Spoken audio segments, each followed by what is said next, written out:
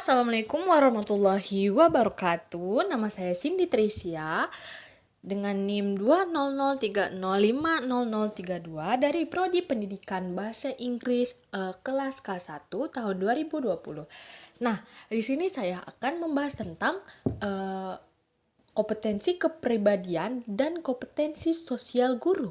Nah, apa sih kompetensi kepribadian?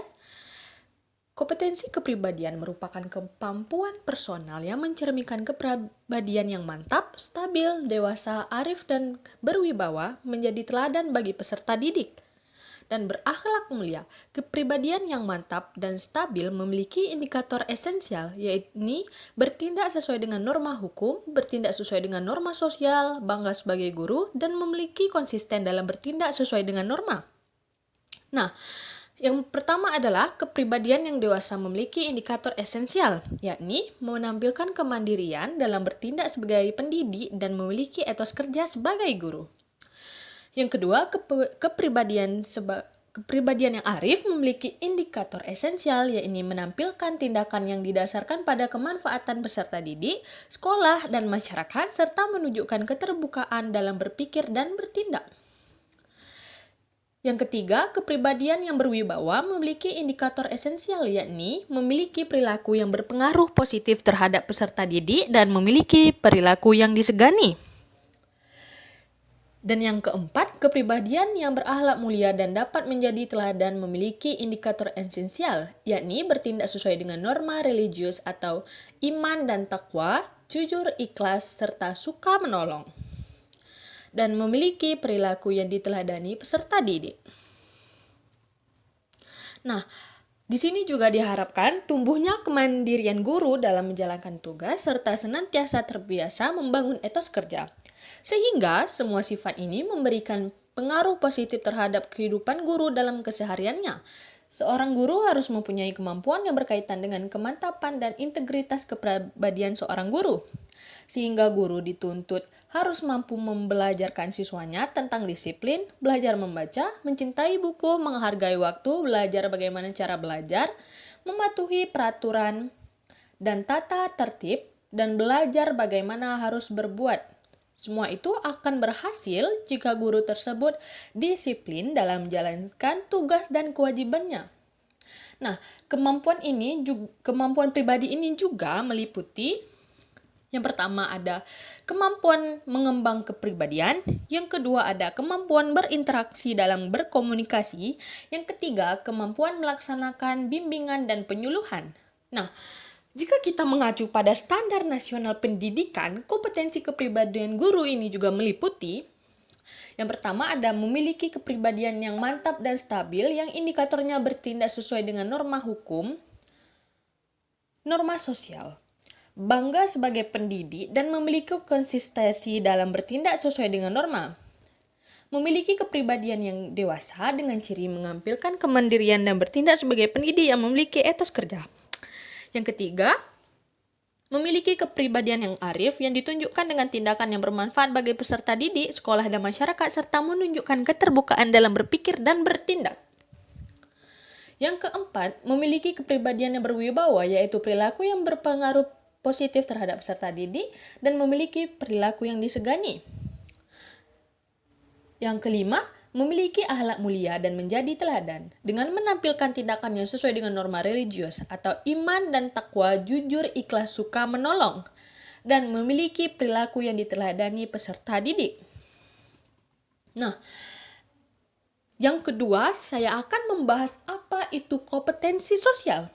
Nah, kompetensi sosial ini merupakan kemampuan seorang guru untuk berkomunikasi dan berinteraksi secara harmonis dengan peserta didik, sesama pendidik, tenaga kependidikan, orang tua atau wali peserta didik, serta juga masyarakat yang ada di sekitar. Indikasinya, guru mampu berkomunikasi dan bergaul secara harmonis peserta didik, sesama pendidik, dan dengan tenaga kependidikan, serta dengan orang tua atau wali peserta didik dan masyarakat sekitar. Nah, adapun 3 komponen yang memungkinkan seorang membangun dan menjalani hubungan yang positif dengan teman sebaya, yaitu Yang pertama, pengetahuan tentang keadaan emosi yang tepat untuk situasi sosial tertentu atau pengetahuan sosial. Yang kedua, kemampuan untuk berempati dengan orang lain atau empati. Yang ketiga, percaya pada kekuatan diri sendiri atau locus of control. Nah, menurut Lafonta dan Silensin tahun 2002 menuliskan bahwa kompetensi sosial dapat dilihat sebagai perilaku prososial, altruistik, dan dapat bekerja sama. Anak-anak yang sangat disukai dan yang dinilai berkompetensi sosial oleh orang tua dan guru-guru pada umumnya mampu mengatasi kemarahan dengan baik, mampu merespon secara langsung, melakukan cara-cara yang dapat meminimalisasi konflik dan lebih jauh dan mampu mempertahankan hubungannya. Sementara itu, ada juga dari Riedel tahun 1997 menuliskan bahwa berdasarkan hasil sebagai penelitian sejauh ini, kompetensi sosial merupakan fenomena unidimensional. Hal-hal yang paling disepakati oleh para ahli psikologi sebagai aspek kompetensi sosial anak adalah perilaku prososial dan prosocial orientation atau suka menolong, dermawan, empati, dan intitatif taking versus social withdrawal dalam konteks interaksi sosial atau disebut juga sebagai social initiative. Nah, aspek prosocial orientasi terdiri dari kedermawaan, empati, memahami orang lain, penanganan konflik, dan suka menolong. Aspek sosial initiatif terdiri dari aktif untuk melakukan inisiatif dalam situasi interaksi sosial dalam withdrawal behavior dalam situasi tertentu. Nah, berdasarkan uraian tersebut, bahwa aspek kompetensi sosial adalah aspek prosocial orientation atau perilaku prososial yang terdiri dari kedermawaan, empati, memahami orang lain, penanganan konflik, dan suka menolong, serta aspek sosial yang terdiri dari aktif untuk melakukan inisiatif dalam situasi sosial dan withdrawal behavior atau perilaku yang menarik dalam situasi tertentu. Nah, jadi menurut saya hanya itu yang bisa saya sampaikan dalam kompetensi kepribadian dan kompetensi sosial para guru. Terima kasih sudah mendengarkan.